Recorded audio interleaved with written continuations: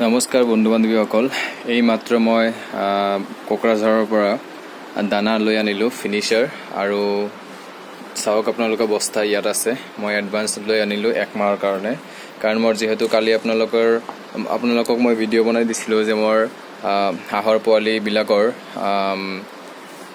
2 মাহ সম্পূৰ্ণ হৈছে আৰু আজি 2 মাহ 1 দিন আৰু 1 মাহৰ যিখিনি দানা লাগিব সেইখিনি দানা মই আনিলো আৰু এতিয়া মই দানা বনাই হাঁহৰ পোৱালিবিলাক খাব দিম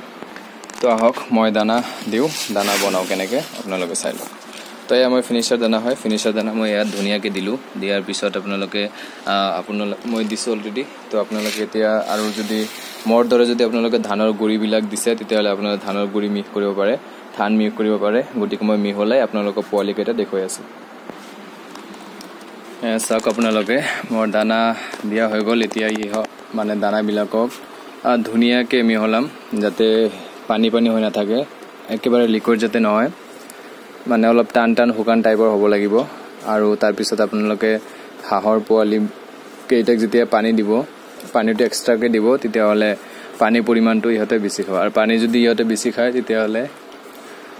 মানে হাঁহৰ গ্ৰোথটো সোনকালে আহে তো আপোনালোকে পানীটো যিমান পাৰে বেছি খোৱাৰ চেষ্টা কৰিব কিছুমানে মই দেখা পাওঁ কিছুমানে পুৰা লিকুইড টাইপ মানে এনেকুৱা লিকুইড টাইপ কৰি দিয়ে যাৰ ফলত মানে হাঁহৰ পোৱালিবিলাক অলপ দানা খোৱাৰ পিছত পেটটো ভৰি যায় আৰু ইহঁতে পানী খাব নোখোজে চাওক বন্ধু বান্ধৱীসকল আজি মোৰ হাঁহৰ পোৱালি 2 মাহ 1 দিন সম্পূৰ্ণ হৈছে আৰু মই দানা অলৰেডি তৈয়াৰ কৰিলোঁ তো মোৰ দানা তৈয়াৰ হৈছে এতিয়া ৰাতিপুৱা ইহঁতক দিছিলোঁ এতিয়া সময় হৈছে দুপৰীয়া 1টামান বাজি আছে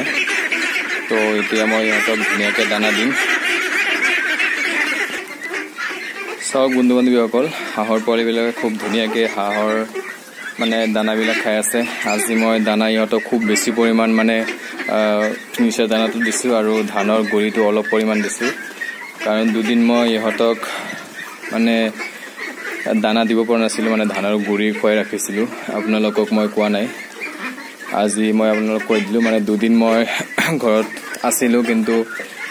মই ইহঁতক দানা দিব পৰা নাছিলোঁ শেষ হৈছিল মই এটা ভিডিঅ'টো কৈছিলোঁ আপোনালোকক যে দানা শেষ হৈছে আনিব লাগিব বুলি তো ধানৰ গুড়ি যোনটো আছে মই 2 দিন দিছোঁ আৰু তাৰ লগত কিবাকিবি ধান চান মিহলাই দিছোঁ চাউল মিহলাই দিছোঁ তো আজি মই ফিনিশাৰ দানা মিহলাই দিছোঁ আজি ইহঁতে খুব ধুনীয়াকৈ দানা খাই আছে আৰু চাওক কিমান টাইম খায় খোৱাৰ পিছত যদি আকৌ দিব লগা হয় মই আকৌ এবাৰ দিম এতিয়া হওক মোৰ সৰু যোনটো বেচ আছে সেই বেচটোক মই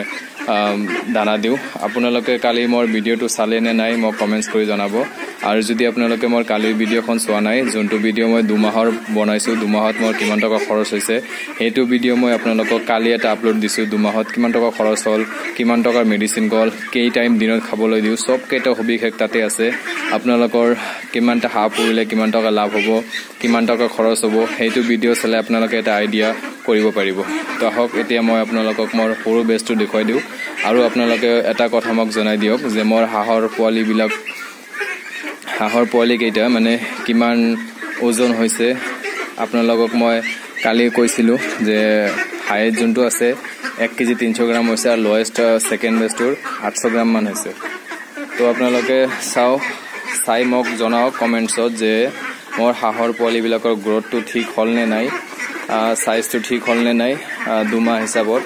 আপোনালোকে ক'ব কিন্তু মই প্ৰপাৰলি ইহঁতক দানা খাব দিব পৰা নাছিলোঁ মই মানে ইহঁতক মিক্সিং দিছোঁ মানে ঘৰুৱাভাৱে তাৰ কাৰণে মোৰ হয়তো খৰচটো অলপ কালি যোনটো মই খৰচৰ কথা কৈছিলোঁ 25,410 টকা তো সেইটো হিচাপত যদি মোৰ বেছি গৈছে মোক কমেণ্টছ কৰি জনাব আপোনালোকে চাওক বন্ধু বান্ধৱীসকল মোৰ ছেকেণ্ড বেচৰ যোনটো পোৱালি আছিলে হাঁহৰ এইবিলাক 800 গ্ৰাম হৈছে বুলি মই কৈছিলোঁ 800 গ্ৰামৰ তলত মুঠতে এটাও নাই সব 800 গ্ৰামৰ ওপৰত আছে কিছুমান 800 গ্ৰাম আছে 850 গ্ৰাম আছে 900 গ্ৰাম আছে 950 গ্ৰামো আছে ছেকেণ্ড বেজৰ তো এইটো মোৰ হাঁহৰ পোৱালি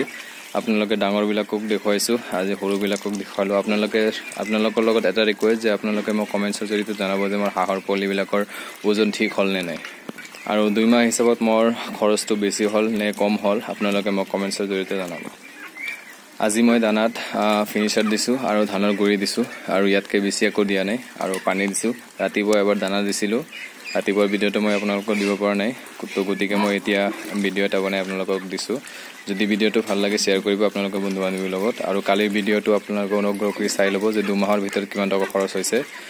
কিমান টকা লাভ হ'ব, এইটো আপোনালোকৰ আইডিয়া হৈ যাব। তো মোৰ ভিডিঅ'টো চোৱাৰ কাৰণে আপোনালোকক সকলোক ধন্যবাদ।